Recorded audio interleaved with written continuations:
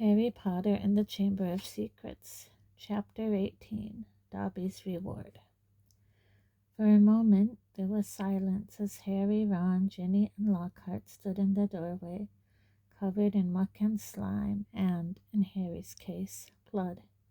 Then there was a scream. "Ginny!" It was Mrs. Weasley, who had been sitting crying in front of the fire. She leaped to her feet, closely followed by Mr. Weasley, and both of them flung themselves on their daughter. Harry, however, was looking past them.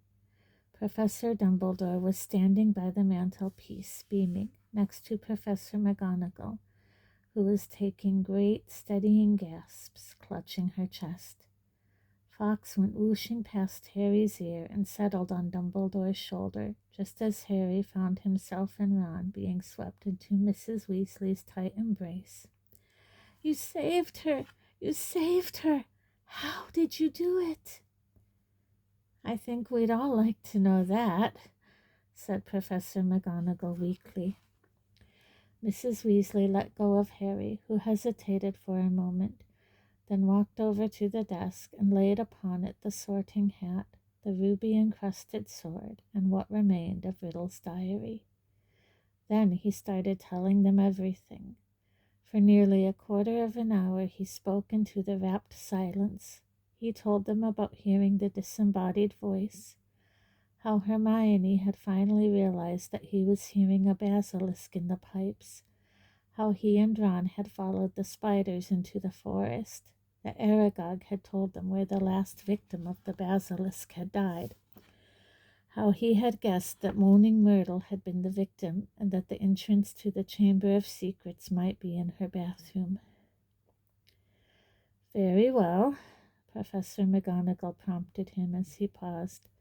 "So you found out where the entrance was, breaking 100 school rules into pieces along the way, I might add. But how on earth did you all get out of there alive, Potter?" So Harry, his voice now growing hoarse from all this talking, told them about Fox's timely arrival and about the sorting hat giving him the sword. But then he faltered. He had so far avoided mentioning Riddle's diary or Ginny. She was standing with her head against Mrs. Weasley's shoulders, and tears were still coursing silently down her cheeks. What if they expelled her? Harry thought in panic. Riddle's diary didn't work anymore. How could they prove it had been he who'd made her do it all?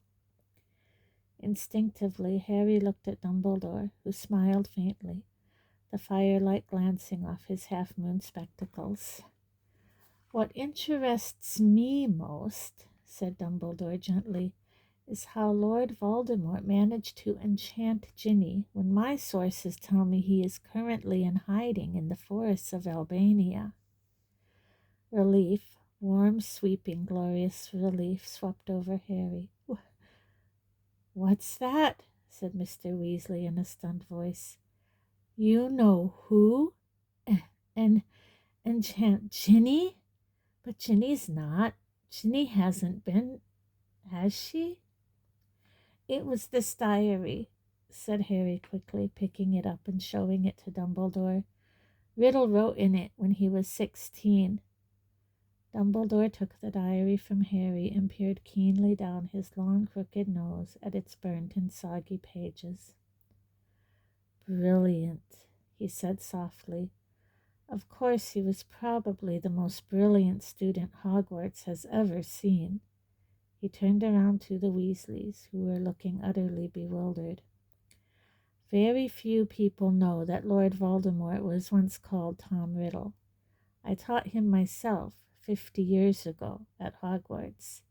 He disappeared after leaving the school, traveled far and wide, sank so deeply into the dark arts, consorted with the very worst of our kind, underwent so many dangerous magical transformations that when he resurfaced as Lord Voldemort, he was barely recognizable. Hardly anyone connected to Lord Voldemort with the clever, handsome boy who was once head boy here." "But Ginny," said Mrs. Weasley, What's our Ginny got to do with him? His diary, Ginny sobbed. I've been writing in it, and he's been writing back all year. Ginny, said Mr. Weasley, flabbergasted. Haven't I taught you anything? What have I always told you? Never trust anything that can think for itself if you can't see where it keeps its brain. Why didn't you show the diary to me or your mother? A suspicious object like that, it was clearly full of dark magic. I didn't know, sobbed Ginny. I found it inside one of the books Mum got me. I thought someone had just left it in there and forgotten about it. Miss Weasley should go up to the hospital wing straight away, said Dumbledore, interrupted in a firm voice. This has been a terrible ordeal for her. There will be no punishment. Older and wiser wizards than she have been hoodwinked by Lord Voldemort. He strode over to the door and opened it. Bed rest and perhaps a large steaming mug of hot chocolate. I always find that cheers me up, he added, twinkling kindly down at her. You will find that Madame Pomfrey is still awake. She's just giving out mandrake juice. I dare say the basilisk's victims will be waking up any moment. So Hermione's okay, said Ron brightly.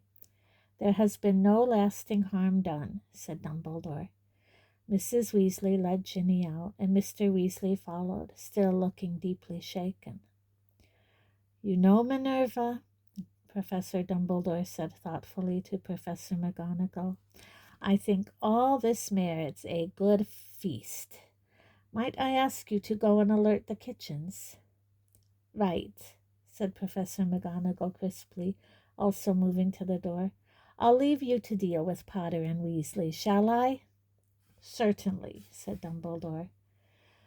She left, and Harry and Ron gazed uncertainly at Dumbledore.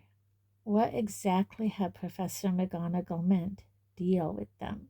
Surely they weren't about to be punished.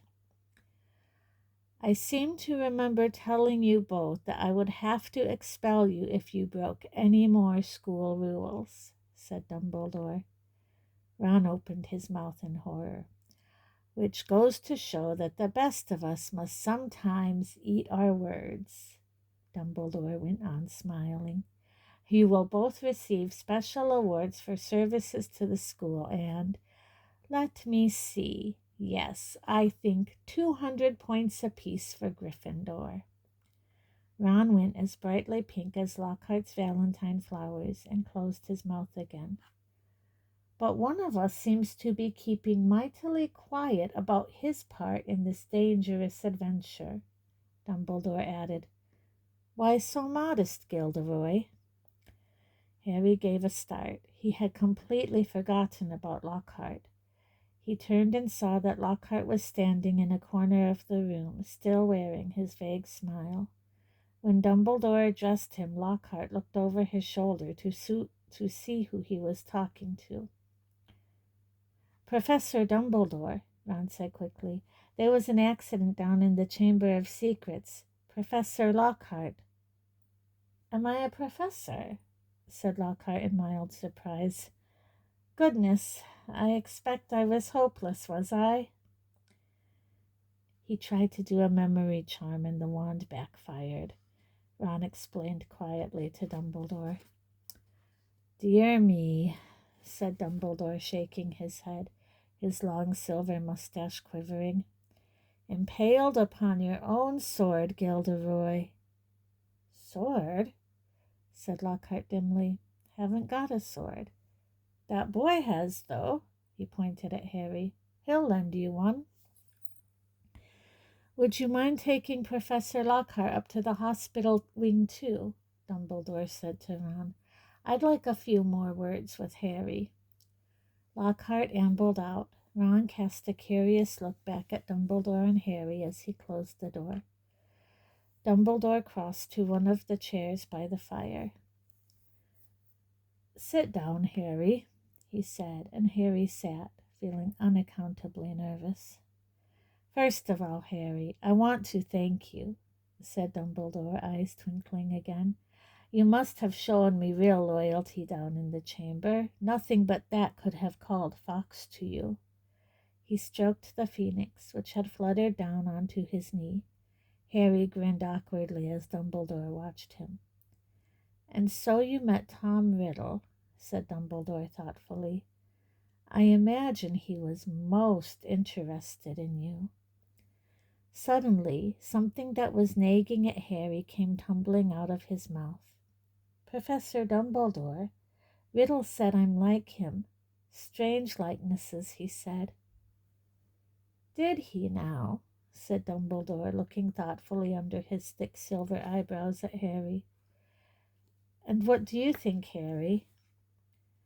I don't think I'm like him, said Harry more loudly than he'd intended. I mean, I'm in Gryffindor. But he fell silent, a lurking doubt resurfacing in his mind. Professor, he started again after a moment, the Sorting Hat told me I'd have done well in Slytherin. Everyone thought I was Slytherin's heir for a while, because I can speak Parseltongue. You can speak Parseltongue, Harry, said Dumbledore calmly, because Lord Voldemort, who is the last remaining descendant of Salazar Slytherin, can speak Parseltongue. Unless I'm much mistaken, he transferred some of his own powers to you the night he gave you that scar. Not something he intended to do, I'm sure. Voldemort put a bit of himself in me? Said Harry, thunderstruck. It certainly seems so. So I should be in Slytherin, Harry said, looking desperately into Dumbledore's face. The Sorting Hat could see Slytherin's power in me, and it put you in Gryffindor, said Dumbledore calmly. Listen to me, Harry.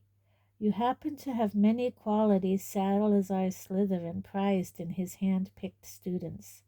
His own very rare gift, Parseltongue, resourcefulness, determination, a certain disregard for rules, he added, his mustache quivering again.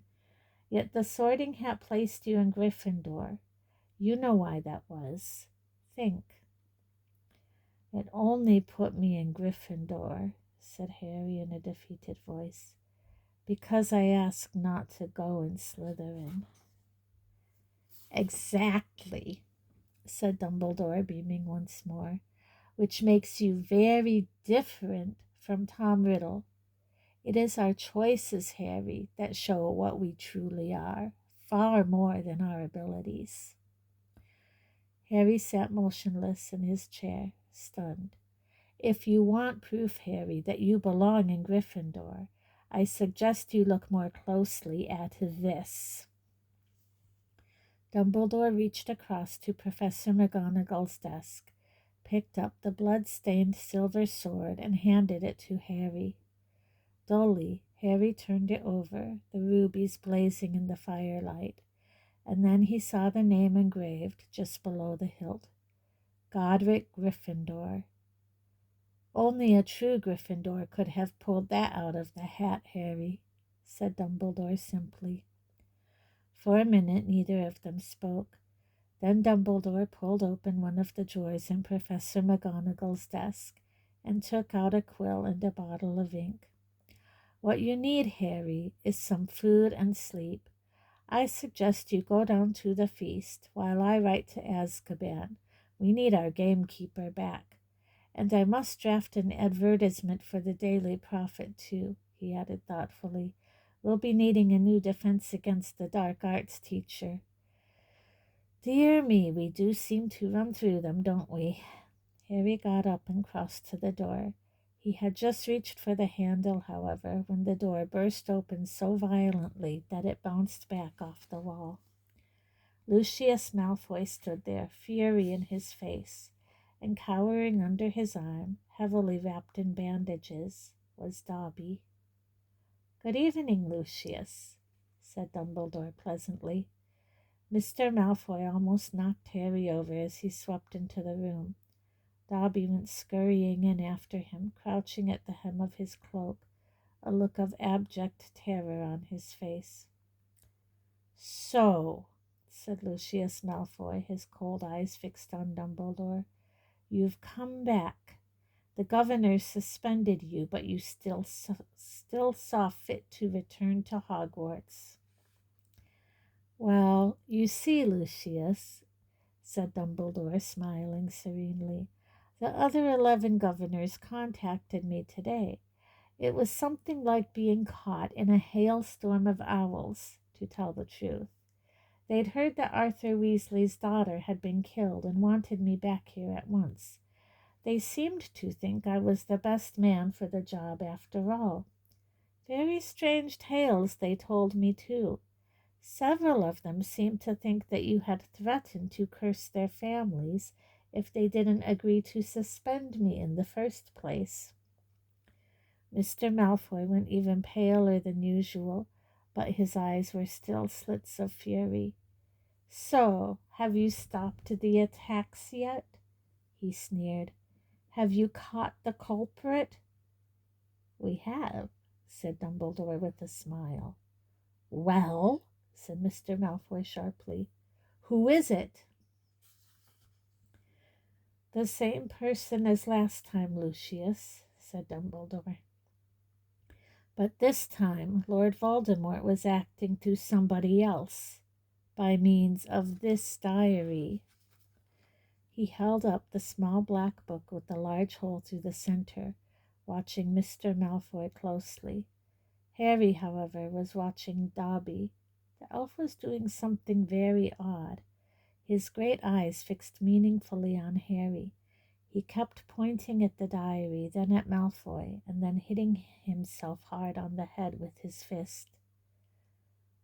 "I see," said Mr. Malfoy slowly to Dumbledore.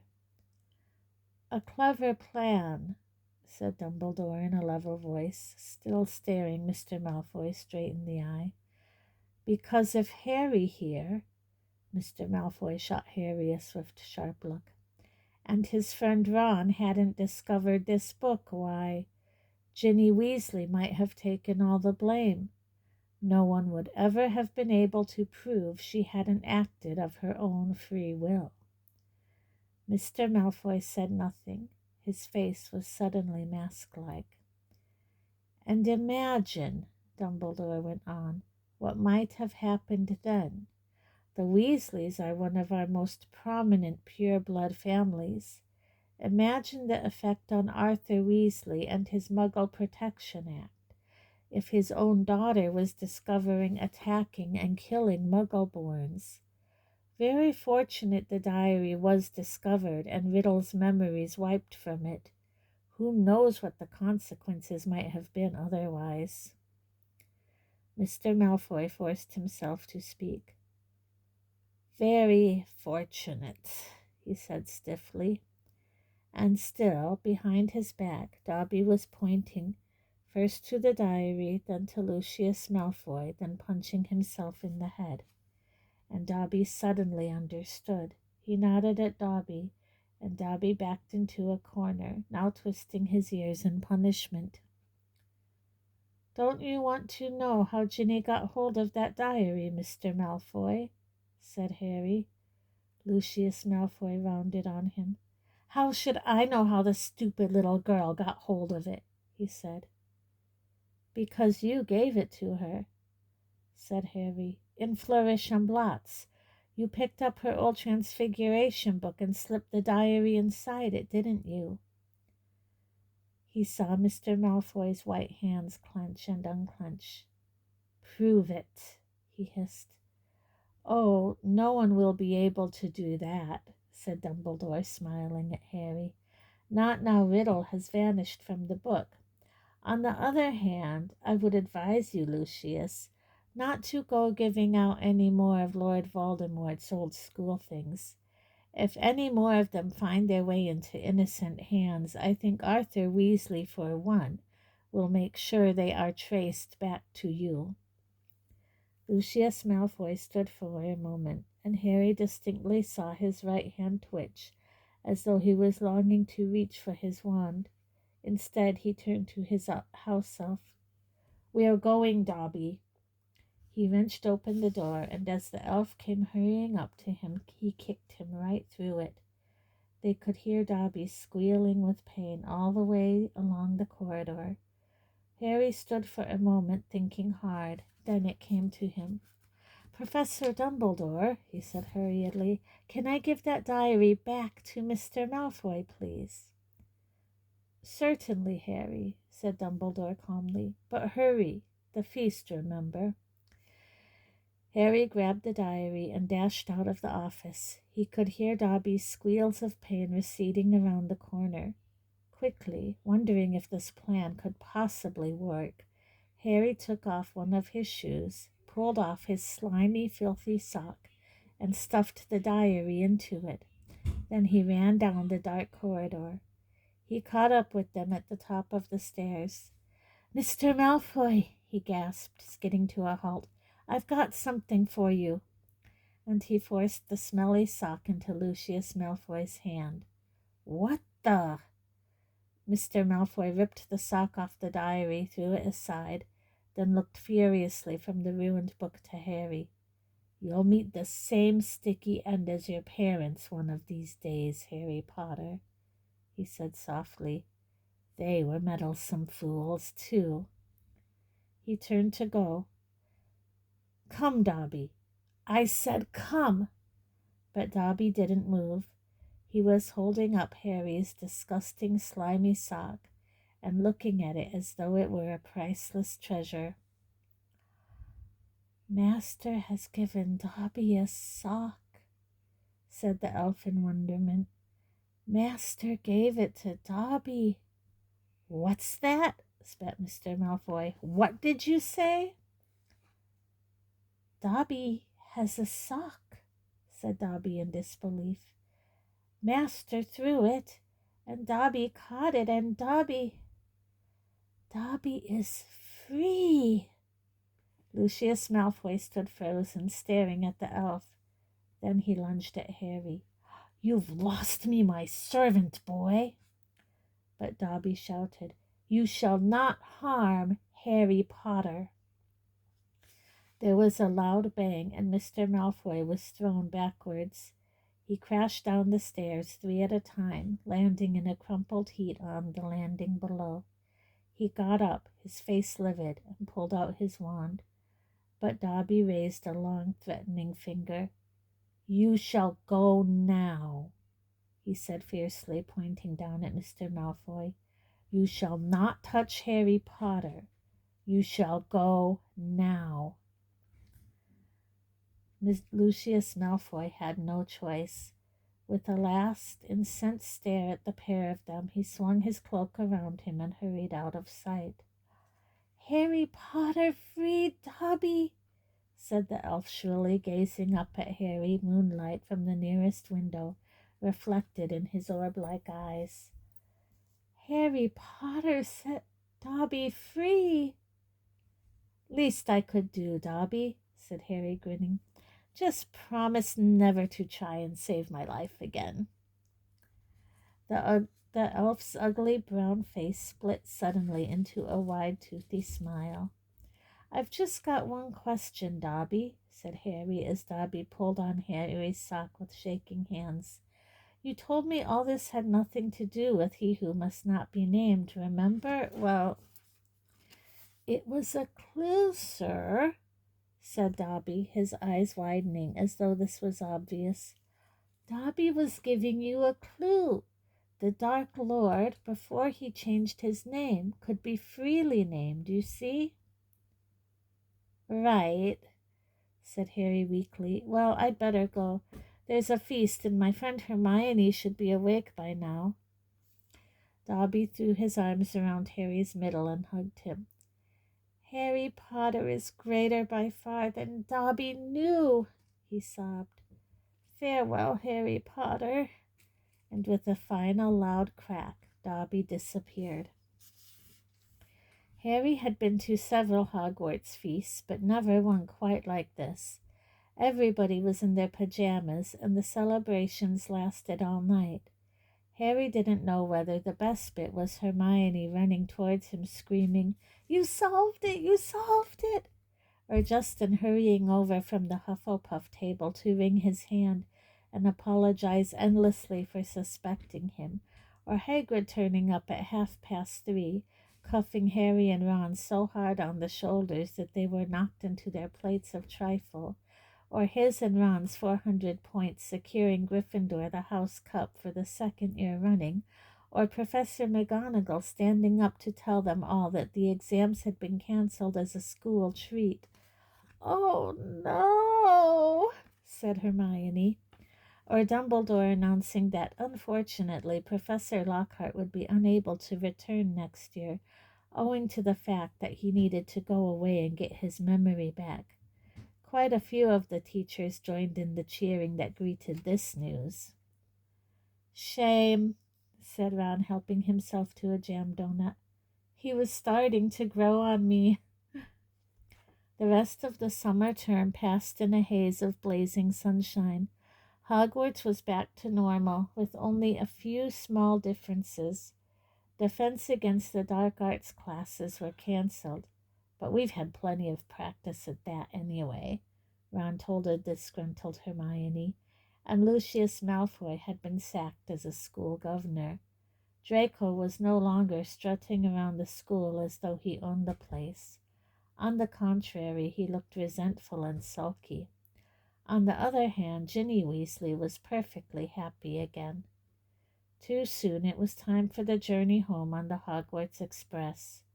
Harry, Ron, Hermione, Fred, George, and Ginny got a compartment to themselves.